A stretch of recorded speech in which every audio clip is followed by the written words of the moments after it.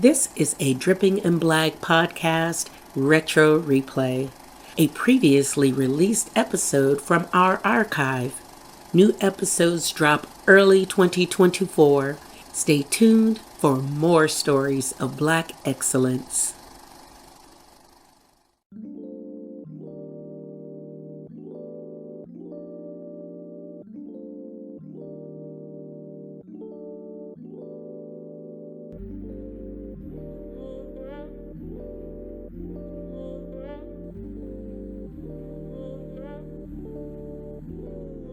All right, hello world, good people all across the world. This is the Dripping in Black podcast. I am your host, David V. Lewis. Today's special guest is none other than Deon James Lewis Jr. And we'll get into what he's all about. He has quite a few things that he's doing, but remember, the purpose of this podcast is just to recognize Black excellence all over the world. So, without further ado, please introduce yourself, Mr. Deon James Lewis Jr. Hey, my name is Deon James Lewis Jr. As he said, hashtag your favorite dancer. That's my tag on YouTube and TikTok. I'm known for being a professional dancer. I also am a film editor and director. I enjoy the entertainment business, been performing since 2006 and, travel across the country doing various types of performances as far as dancing and acting, film and theater, choreographed for feature films and been featured on national television a few times as well. So that's just a little bit about me and what I do.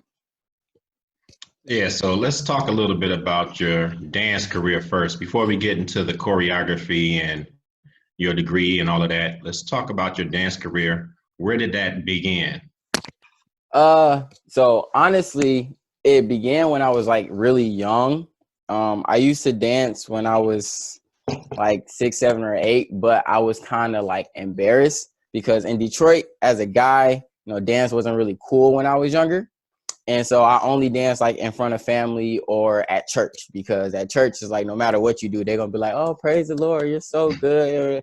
So, I'll only dance in front of family at church. But when I moved from Detroit to Atlanta, I kind of wanted to reinvent myself a little bit. And so it was first day or second day of high school. It was a girl in my class that I wanted to impress. And she asked me, what do you do? And I was like, well, I dance. And she was like, oh, you're going to have to show me. And I was like, oh, okay. I was like, well, I'll show you after class. And so after the bell rang, we went to the hallway. I had no music and I just started to dance. And while I was dancing, it was like a crowd of people because everybody was switching class. A crowd of people came out and they like surrounded me. And he was like, oh, and like, I was like, you know what? I like this feeling. I like this. I think I want to do this. And so from that moment on, I decided like, yeah, I'm going to be a dancer. I want to be a performer. And so that's how it all kicked off and started. Excellent. We may have to do the B-roll story that I have about when the first time I saw you dance for real. This is quite a story, but I want to continue on with the interview first. So you talked about being on So You Think You Can Dance. Kind of talk about that process and what that was for you, and what impact that had on your career. So You Think You Can Dance was a very interesting part of my career, to say the least. When you're actually on the show or auditioning for the show, it's like you're there for like 2 or 3 days, but you're only dancing for like maybe an hour out of all that time.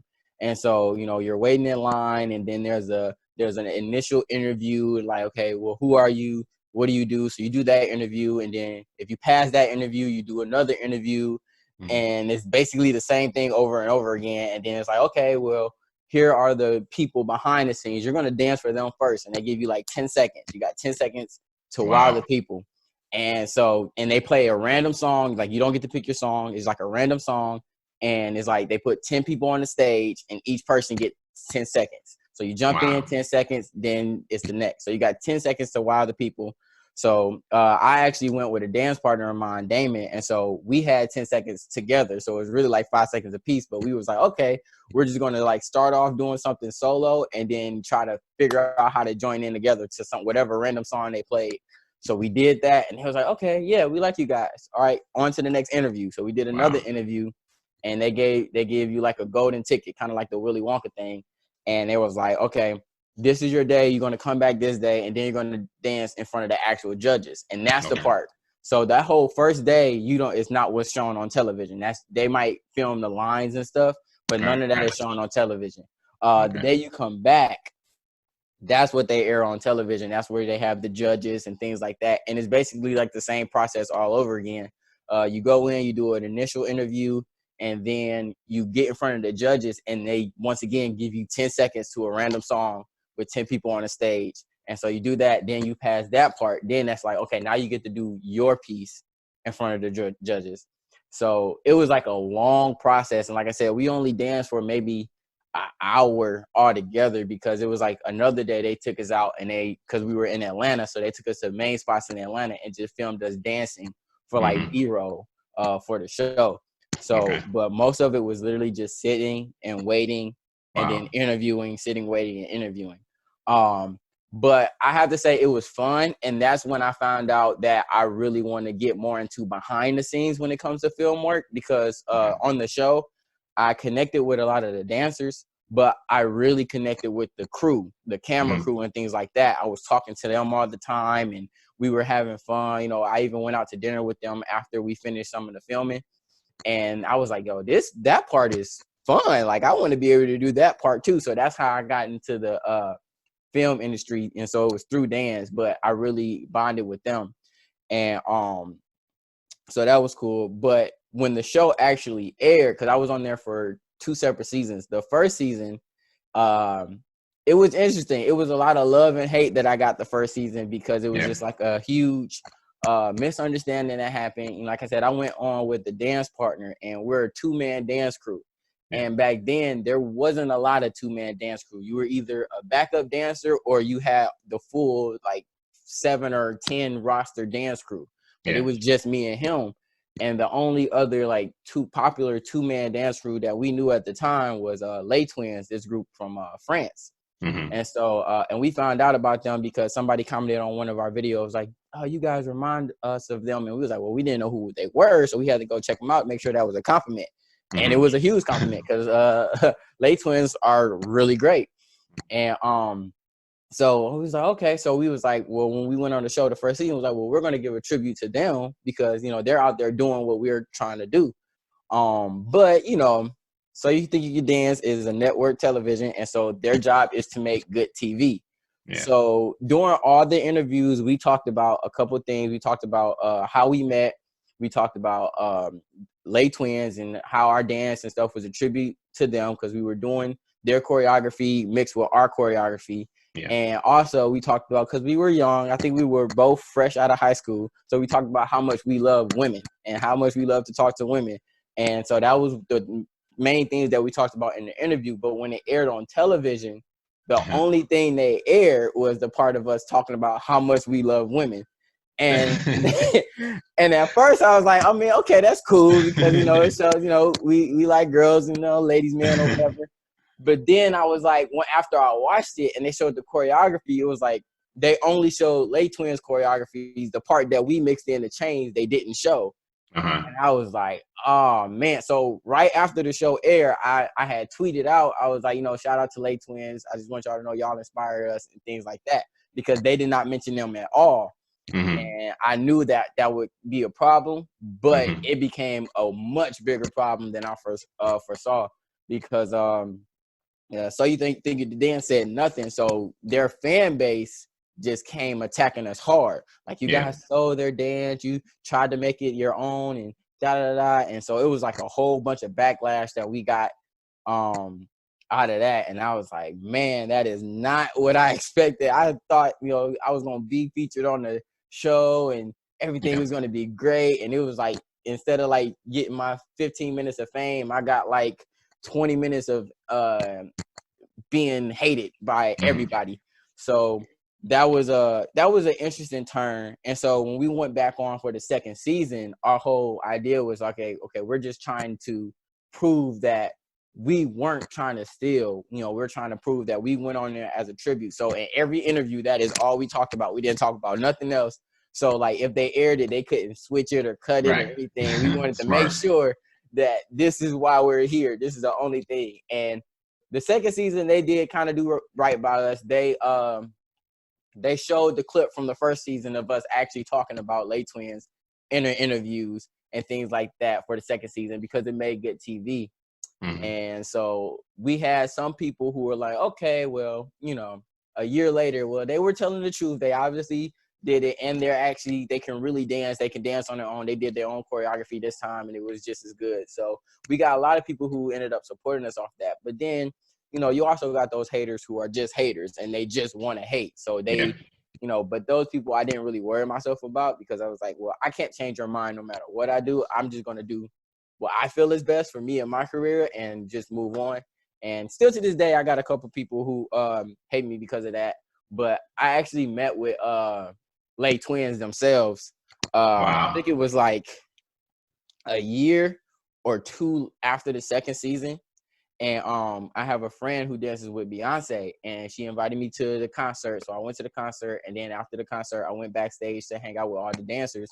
And this is when Lay Twins were dancers with Beyonce. And so they were backstage, and they saw me, they recognized me. And I was like, so what was that all about? And so come to find out, it was, they were upset when they heard about it, but they heard about it from their fans. Yeah. And so their fans were the real ones that was pushing the hate narrative. And so we talked. And so that was cool. And like, he was like, well, at the end of the day, it's all good. It didn't hurt us. It's not really hurting you because you're still doing your thing. So it's in the past. And so we was able to bury the hatchet. So that was cool. So especially after that, I was like, well, I'm definitely not worried about what nobody else said. They said they're good. I said I'm good. Yeah. And that's the end of it. And so that's basically how the So You Think You Could Dance thing, it just kind of trickled all into that. So being on national television was cool. But that's also when I found out how TV works and how it can be a blessing or it can be your worst enemy. Because when they edit and when they in that editing room, they're literally just trying to make the best TV. And they felt that was the best for the show. Yeah, so I'm happy we gave you the platform to explain that in great detail. And it ties into what we're trying to do here with Dripping in Black, and that is control the narrative. Because oftentimes when we hear the word Black, it's associated with negativity, right?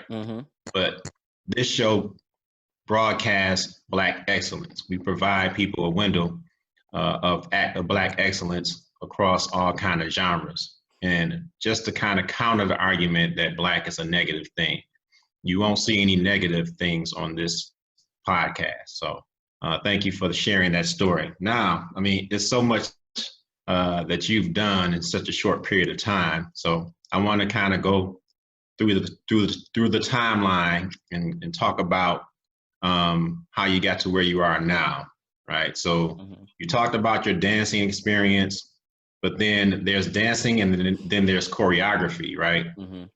And then from that, you also talked about the behind the scenes, you kind of foreshadowed that. So give us a distinction between dancing and choreography. And then you can go from there into, your travels into college and what that meant for you. Okay. Well, so dance is a very broad and general term. When I first started dancing, I was strictly freestyle. Like that's all I was doing. Just going on stage, listening to the music and just doing whatever comes to mind. And then freestyle turns into like a choreographed freestyle, which is like I know the song, so I know certain moves I can do to certain parts, but at the end of the day, it's still like those fillers in the middle. It's just me freestyling and just doing what I feel with the music. When it comes to being a choreographer, you are now the person in charge of making the dance, and it's basically like writing a story. When you choreograph, you listen to the song and then you got to find the perfect move for every part of the song, put it together, and then teach it to somebody else, either whether it's a dance partner so y'all can perform it together, or whether it's a class. And so I got into choreography because actually when I was in high school, I was just always freestyling, always dancing. Like instead of going to lunch, I went downstairs to the dance studio and was just I would dance during my lunch hour and things like that. And the dance teacher saw me and they was like, well, we have a class going on right now during this hour. You want to just come in? And so I used to go into the class and used to take the dance classes to the point where my senior year, they was like, well, just, I was in the drama magnet because I was already acting and things like that, because I've been acting since I was in Detroit when I was little, but it was just something I did on the side. But they was like, well, you should try to switch to the dance magnet or just do both. And I was like, okay, I can do both. So I was a drama and a dance magnet in high school. And Magnus is just like almost like a major in college, is basically like their focus. And so yeah, I was a drama and dance major in high school. And so I had like 2 or 3 dance classes that I was taking at the time. And that's when I started learning other styles. Like I learned ballet, I learned some African step, I learned jazz, I learned Wigman, which is like almost like a creepy, like a slow type of thing. But I was learning all these dances from teachers, and I was like, okay, cool, I want to try to choreograph something. And lo and behold, that was one of the projects that we had to do before we graduated, was choreograph a dance for the class. And so I did that. And so before I left high school, I was actually choreographing some of the performances that we did in our spring show and our project dance show. And so I was like, okay, I like being able to choreograph, because freestyling is one thing, but when I get to create the whole thing from scratch, it's that much more fun. And I like the process of creating, because it's like you start with nothing. Yeah. And then you see it, like, especially with choreography, it's like you hear the music, you see the moves in your head first, and nobody else can see it. And then you bring it to life. And then you teach it to other people. And then when you see the finished product where other people are doing the dance that you created, it's like, wow, like that literally just came from up here. And so that was like kind of like how I really got into choreography. And I was like, okay, this is kind of more so what I want to do. Like dancing is fun. I want to be able to dance too, but I also want to be the person that's making the dance that everybody else is doing. And so that's like how I got into choreography. And so after I graduated, I didn't go straight into college. I actually went into the workforce. I was working and I was teaching at different studios and also performing. I performed in Vegas. I performed in Detroit, Florida, Illinois, Georgia, a whole bunch of places. I've been traveling a lot of live shows. And I also did a promo video for Verizon.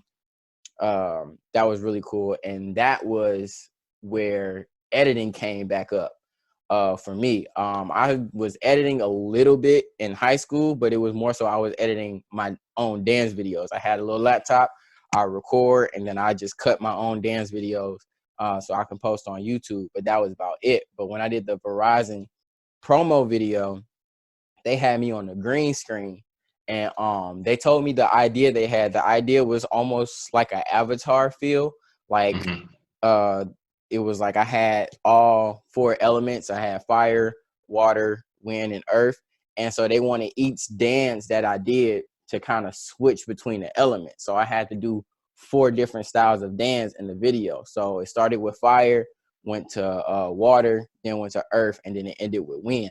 And so I created the choreography. And so while I was creating the choreography for the video, I had to visualize, okay, where would the fire go? Where would the water come from when I'm doing this move? How would the earth move when I'm doing this move? And how would the wind move when I'm doing that? And so they put me in front of the green screen and I did the dance. But what I liked is after we finished filming, they came to me and was like, okay, well, here's our editor. Can you sit with him for a minute and kind of explain to him what you were seeing? Wow. And so I was like, oh, yeah, cool, great. And so I got to work with the editor and he was putting everything together. He was like, okay, so you want the fire here? Is it like this? Is it like trailing you? Is it like coming out of your hands? Is it like a ball? And so I was telling him everything that I was seeing when I was thinking of the dance. And then he was like, okay, great, I got you. And then he said, we're sending you the finished product. And so they worked on it. And then I think it was like a few weeks later, I got an email of the finished product, and it looked amazing. The video is still on my YouTube. It's called Icon on my YouTube channel. My YouTube channel is #YourFavoriteDancer. So you can check that out. But it just turned out beautiful. And I was like, yo, I want to learn how to do that because I can dance. But what he did with the video made my dance look so much better. Yeah. And so I was like, that's what I need to be doing. And so my laptop, unfortunately, at the time had crashed. So my editing stuff kind of like took a halt because I didn't have anything to edit on. And so it was kind of like I couldn't do much. And so if I could get to a computer or somebody else's Mac, then I would edit here, because I started because of my dance videos. I started getting people coming to me, was like, well, can you edit this? I like, people wanted me to edit videos for somebody's birthday or edit video for something they had coming up, and I would do it and they would pay me. And I was like, okay, this is another little side hustle I got going on. And so I did that for a while until I just couldn't, because I didn't have the tools to do so. And I just kept on performing. But college was always something that I was supposed to do. You know, I always wanted to go back to school. So talk about, because you talked a little bit about how you started off just basically working, you know, creating a career, but something made you go to college. So talk about what that was, and then talk about how you think the benefit, how you benefited from going to college and that college experience. Also, make sure you plug the college that you went to. Oh, of course. So with me, it was kind of a two-front thing. I always knew I was supposed to go to college, especially I just didn't know what at first it was just like business, because that's like a very general thing. And I know I want to own my own business as far as like owning my own dance studios and performing art studios altogether in the long run. So I was thinking business, but I didn't really know what it was. And once I kind of locked in on film, editing and directing, then I was like, okay, cool. But I also made a promise to my dad that I was going to go back to college, because he always wanted me to go to college. That was like his thing. He was like, I love what you're doing. I support everything you're doing, but I still think that you need to go to college and get your education. And I told him, I made a promise to him. I was like, okay, well, I'm going to keep doing what I'm doing as far as like my dance and everything. But when I'm 25, I will go back to college. That was my goal. But then my dad passed when I was 24. And so I ended up going a year early, because I was like, well, I know he always wanted me to go to college, so I'm going to go back now.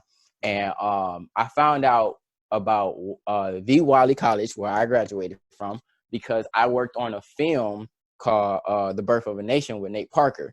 And it was like the first feature film that I ever worked on. I just worked on it as an extra, but I was there for the process, and I was there for like 3 or 4 days shooting the movie, and got to meet Nate Parker. He was a really cool guy. And I was also with my dance partner, Damon, because he acts as well. And we got to meet him, and he has a film institute that's a part of Wiley College. Yeah. And we found out about that. And so my best friend, he had already went out to Wiley. And so when I decided to go back to school, I was like, well, my best friend is already at Wiley College in Texas. So I'm going to go somewhere where I know at least one person to make it a little bit of an easier transition. Okay. And so I went to Wiley College during the spring semester of 2017. And that was actually, I'd say that's one of the best decisions that I've made in my life. Because I was able to get my education, and it's an HBCU. Yes. And I feel like it's very important that we as Black people go to HBCUs, because, and I seen this on a post, I think it was actually yesterday. It says we have our whole life to be a minority.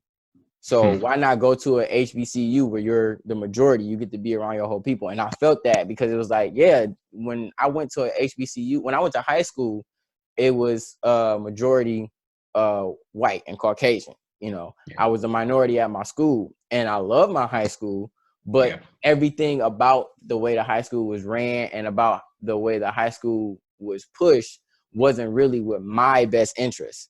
Compared to when I went to a HBCU, everything is surrounded about making sure it's in our best interest as Black people. Like Black excellence is basically the motto of every HBCU. And so going to Wiley really kind of opened my eyes about that. And it was like, wow, I've never had classes tailored to me so much. You know, when you go to school, you hear about a lot of stuff and you get a lot of information. But going to an HBCU, I realized how much I didn't learn about who I was and people who are like me, because it just was not part of the curriculum. And so I really support going to HBCUs for sure.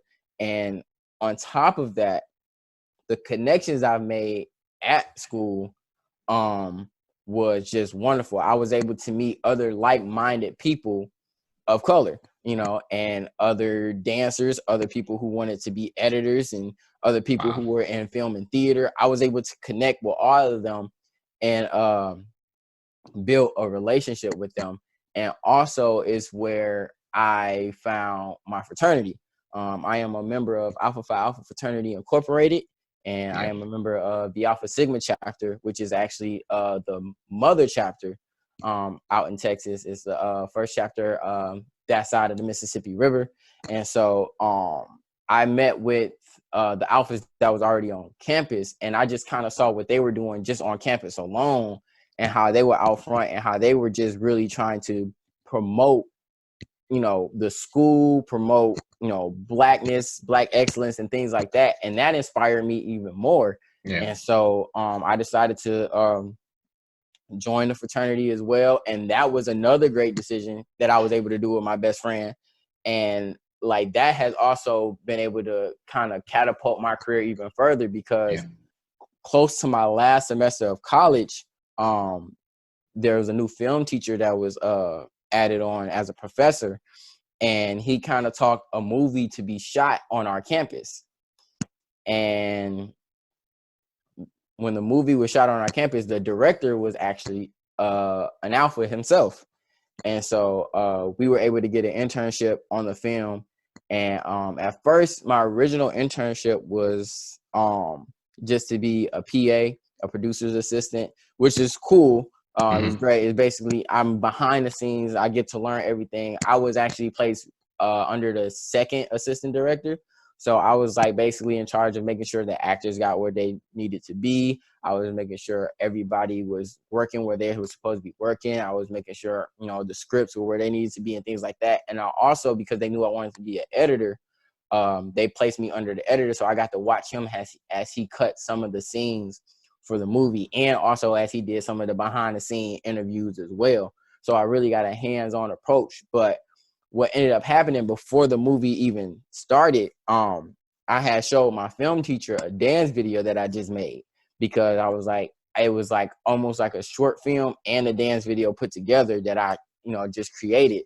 And I was trying to see what his input was, and he really liked it. And he was like, I didn't even know you dance. And I was like, yeah, you know, that's like my first love.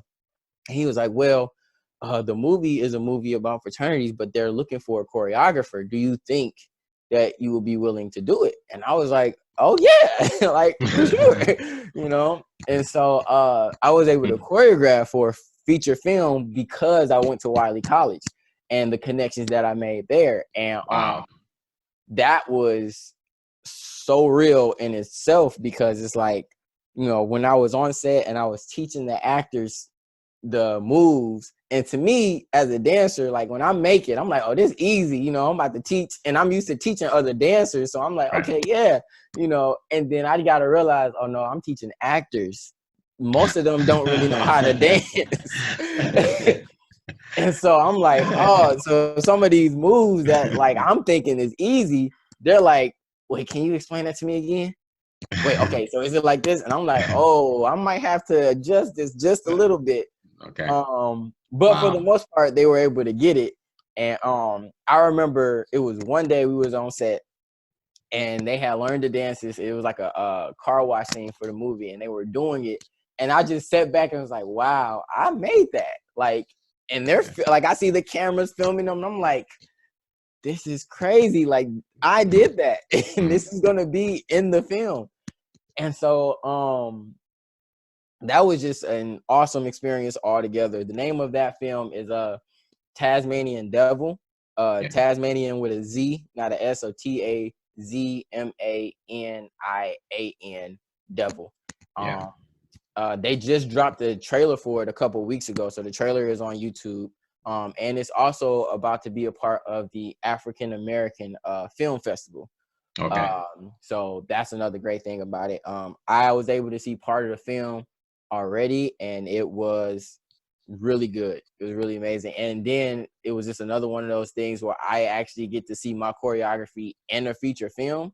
Yeah. And it was like, man, like I remember when I heard the song that I was creating these strolls to, and I was like, okay, I don't know if this is gonna work, but I'm just trying to go with it. And then to see it transition from my idea to a feature film, it was like, man, that is crazy. And I'm really humbled and honored that I was able to do that, you know, simply because I was just in the right place in the right time. And that right place and right time was at Wiley College in my professor's office, just showing him a dance video that I was about to put out on YouTube. And so, and Wiley is really a very iconic school. Wiley College is the home of the Great Debaters. So the movie The Great Debaters was based off of their debate team.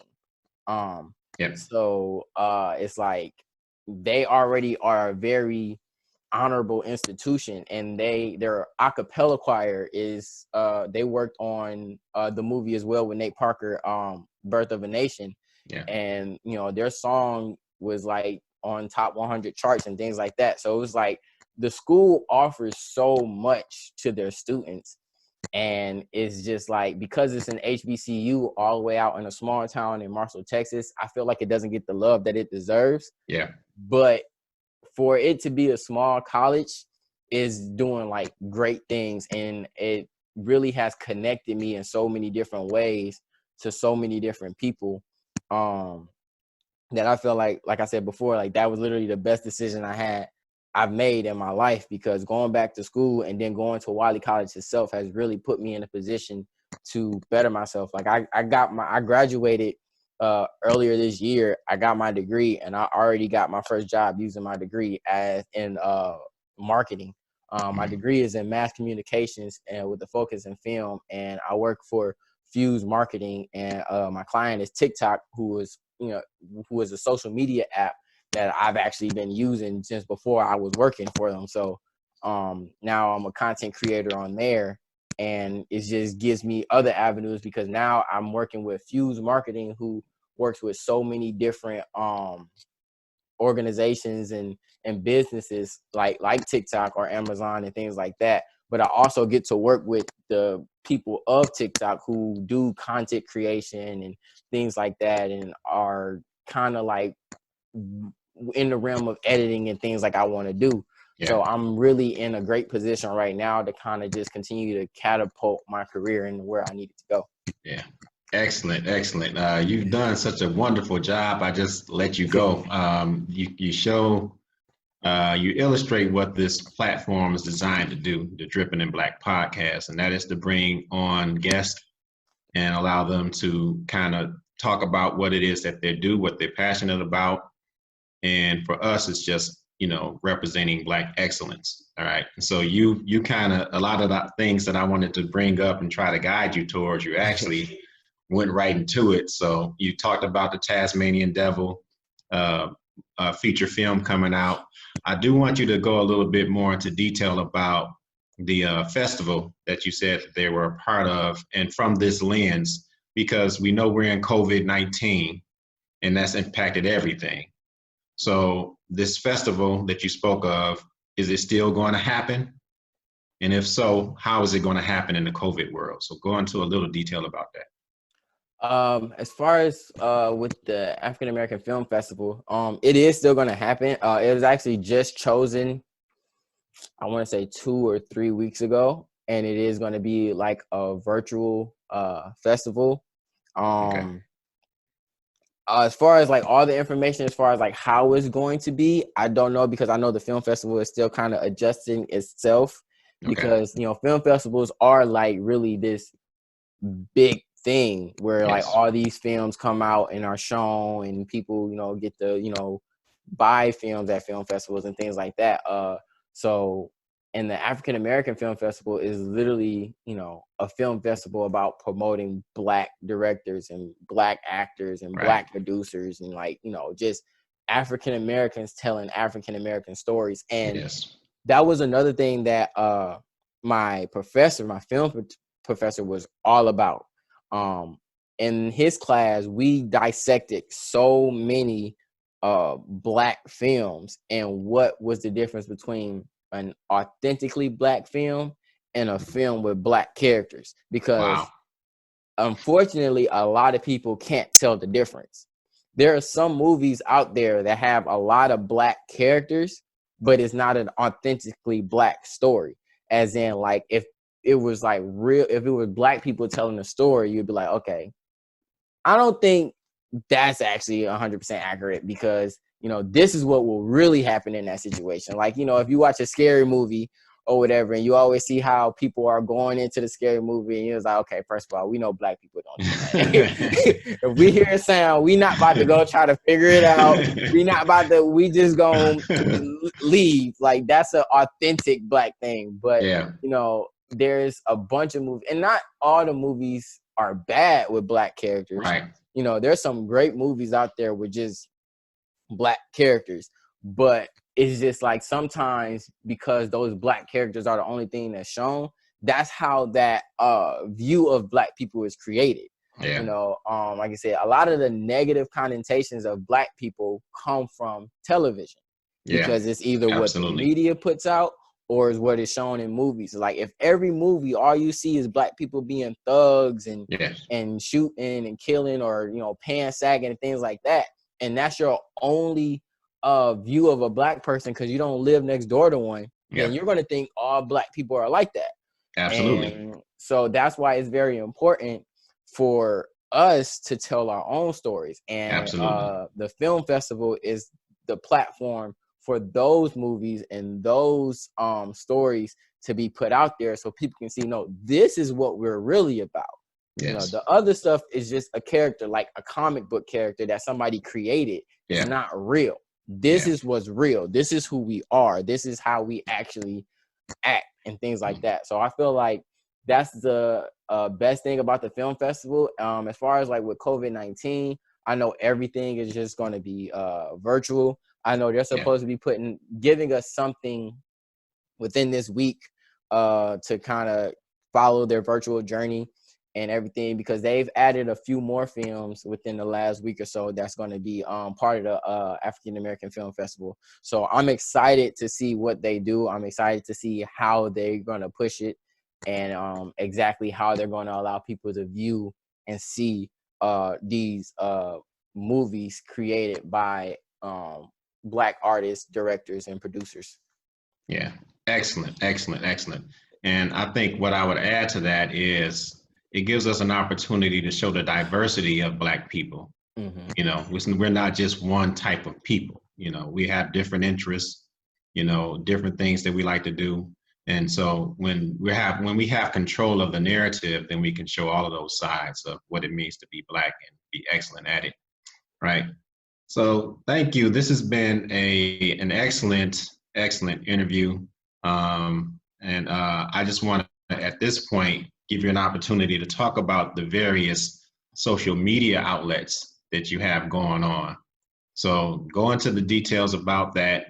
You got your TikTok, you got your YouTube.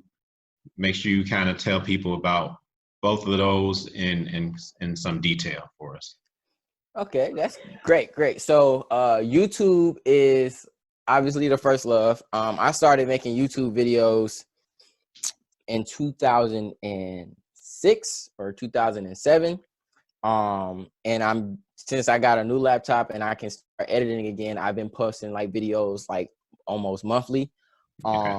My YouTube channel is like I said, hashtag your favorite dancer, or you can find it Mr. DJ Lou 92. I also have a secondary YouTube channel, but that one is more for my professional work. I have 2 different YouTube channels. One is like my personal stuff where I do my short films, my dance videos, and I also have a vlog on there called #awesome. And it's basically just me and the different things that I do when it comes to dance and acting. And it's like a behind the scenes looks at everything that I do and just things that I feel are awesome. So that's why I named the show #awesome. So that's also on my personal channel. And then I have DJ LJ Film Studio channel. And I just started this channel because I just started editing for other people again. And sometimes they allow me to post what I make for them on YouTube. And I didn't want it to kind of like mix in with my personal stuff. So I made the DJ LJ Film Studios channel to post my professional work for other people. And that way, if people want me to edit something for them, they can go through that page, or they can email me at djljfilm@gmail.com. And then I get back with them, and then I edit and send it back out to them. And if they allow me, I'll put it on that channel. I also am on Instagram and Twitter at Deon_J_Lewis. I post exclusive dance videos on Instagram as well. And, Twitter is just, if you want to just see a peek inside my brain and what I be thinking, I just kind of tweet. I just trying to tweet whatever I'm thinking about on Twitter. That's where I have my fun. TikTok is by far my largest platform that I'm on right now. I have approximately 115,000 followers on there. I post like maybe two, 3 times a day. And that's more so my goofy and editing side as well. I just make fun videos for people to laugh. And that my TikTok journey has been interesting because I never expected it to get where it is. When I had TikTok back when it was Musical.ly, it was a different kind of app, and it was on there. I had like 20 followers on Musical.ly, and then I stopped using Musical.ly, and then I just remember seeing an app on my phone called TikTok, and I was like, I don't remember downloading no TikTok. What is this? And I opened it, and I was like, oh, it's just Musical.ly. They just changed the name, and I found out they had got bought out. And so I started using it again. And, little by little, like I went from 20 to 100, 100 to 200 or whatever. And I was like, okay, I'm starting to get a little bit of a following. But what happened was I posted a video on my TikTok over, I think it was like a winter break. And it just went viral. Like everybody started watching it. And I had like a whole bunch of views on it. And then the next thing I know, World Star Hip Hop got a hold of it. My cousin was like, you on World Star Hip Hop? I was like, no, I'm not. And he was like, yes, you are. And I was on their Snapchat story. And so he sent me the Snapchat story of me on World Star Hip Hop. And I was like, oh my God, out of all the videos, why this one? And so I was like, okay, that's cool. And so I got a bunch of views on that one. And then the next thing I know, Steve Harvey posted it on his Instagram page. Wow. And I'm like, oh my God. Like, because in the video, I was just waking up. I had like a bandana on my head because I was like, I was keeping my hair safe. And I just made the video because I was like, I'm just waking up. I'm bored. The sound is funny. Let me just do it. And then the fact that it just went that far blew my mind. And then with all that, I got like 2,000 followers just because that video went viral. And then I was like, man. And so then like the pressure went up because now people are looking at my videos. Right. Like, I'm getting a lot of views and a lot of likes per video. So I'm like, oh, I got to keep this up. And, as I just kept going, I had more videos go viral. I had a couple of dance videos go viral. I got 2 videos right now. The one that Steve Harvey posted and the dance video that I posted actually this past summer that have over 1 million views on their own. Wow. And so, and on that platform, I kind of own the hashtag Your Favorite Dancer. I'm like the only person who used that. And that's how I keep track of my views as a whole. And as a whole, my hashtag has about almost 15 million views. Wow. And that's just the videos that I put the hashtag on there, because there's videos that I posted that I didn't use the hashtag for. As far as like when the whole Black Lives Matter movement got strong again this year, I took it upon myself to use my platform because I already had I think I had like 90,000 followers at that point. And so I took it upon myself to use my platform to just speak on what it is we're fighting for, because a lot of people are not necessarily racist or mean. They're just uneducated, so they don't understand Absolutely. what we're saying. Like, you know, a lot of people, and it's just because once again they only see what's on TV. Absolutely. And so if what's on TV is rioting and looting and people being violent all the time, they're like, well, yeah, Black Lives Matter is violent. You know, Black Lives Matter is only think about Black people and this like that. And I'm like, no, that's not what we're talking about. You know, Black Lives Matter is about stopping injustice and things like that. And a lot of, you know, the biggest argument we get on Black Lives Matter is like, well, if Black Lives Matter cared about Black people, then they should deal with Black on Black crime. And it was like, you know, I had to, you know, break that down. It's like Black on Black crime is literally just another term used to kind of make us look violent, because, you know, as I'm pretty sure you've heard 1,000 times, there's no white on white crime or brown on brown crime. It's just Black on Black crime. So I use my platform to kind of address all those different things that were going out there. You know, people were saying it to me directly, like, and not in a mean way. Like, one of the questions that I asked, and I thought it was very interesting, he was like, I understand what you guys are saying, but why is it that your culture glorifies rap, gangs, and guns and things? Gangs, guns, and violence. Your culture. Things like that. Yeah. And he said, that's my culture. And I was like, no, that's not my culture. I said, yes, there's rap music that speaks about gangs and drugs and violence and things like that. But you can't say the whole culture of Black people is based off of this artist's viewpoint. And I'm like, and also it's not only in rap. I say, when you think about glorifying drugs and sex and all that stuff, it's in every form of music. Absolutely. You know, it's in rock and roll, it's in country, it's like in R&B, it's in pop. Like, every form of music is glorifying that stuff. That's the media itself. Yeah, exactly. And so like the like the media itself is really pushing that narrative, but that's not us. And I was like, if that's the only rappers that you're hearing, then that also goes to show what you're listening to, because I can name a couple rappers that are completely against that kind of stuff, who rap about bettering yourself. They're literally gospel rappers who talk against that kind of stuff. And so, you know, and I explained that to them. I said, like, the truth be told, is not my culture doesn't glorify it. I said the media glorifies painting my culture in that light. Indeed. You know, but you know, it's all about educating yourself and truly diving in to what, first of all, what rap is, and that's a whole nother conversation. I don't even know if I'm fully educated enough to talk about that, but I get the gist of it. But you got to educate yourself on what rap is, what music is, and what glorifying those things is about, because that's not what my culture is about at all.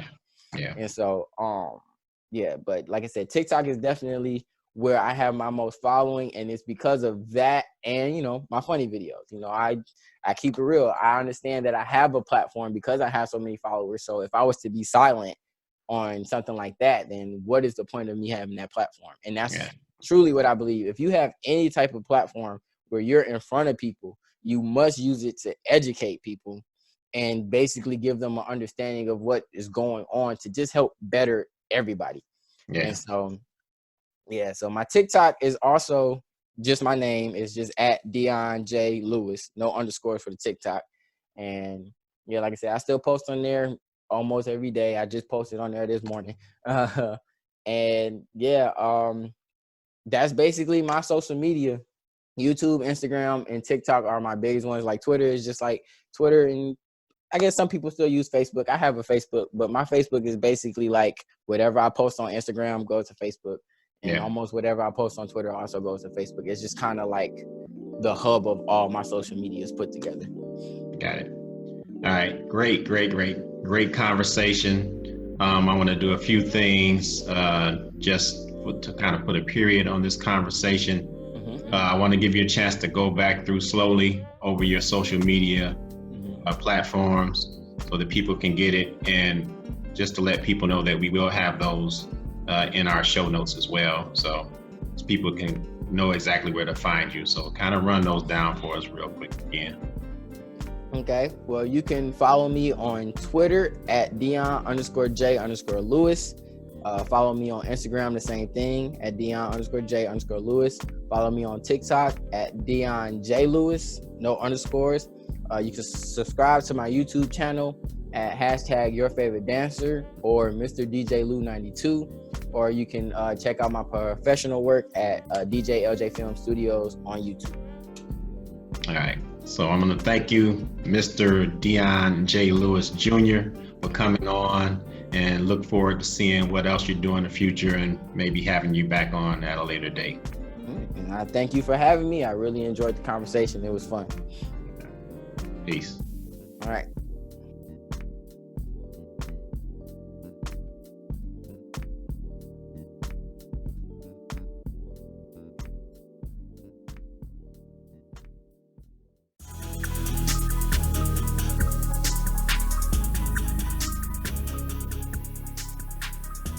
All right, our thanks again to your favorite dancer, Mr. DJ Deon James Lewis Jr.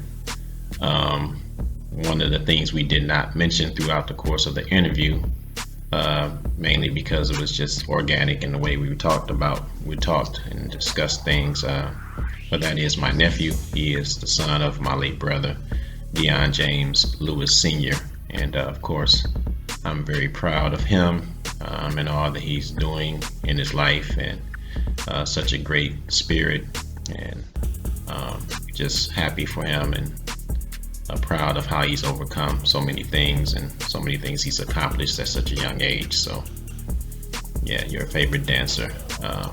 But it's that time again in the episode where we get to the last drip.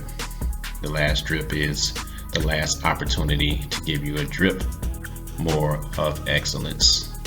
And so we keep that last drip related to the topic or topics that we may have discussed throughout the episode. In this case, we talked about Wiley College. Well, Wiley College, if you've seen the movie The Great Debaters, Wiley College was featured in The Great Debaters. If you haven't seen the movie, shame on you.